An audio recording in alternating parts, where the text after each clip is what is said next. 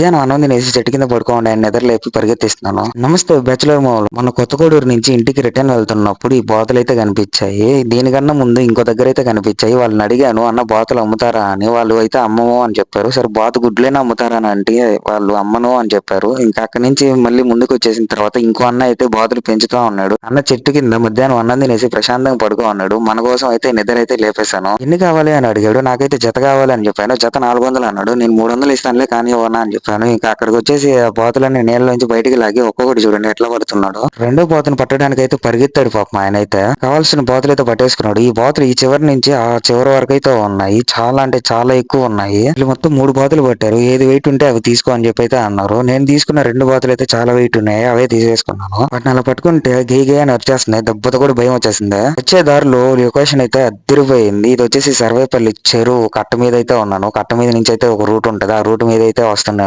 Video నచ్చితే like చేయండి. అలానే ఇంకో మరెన్నో వీడియోల కోసం మన ఛానల్ సబ్స్క్రైబ్ అయితే చేసుకోండి.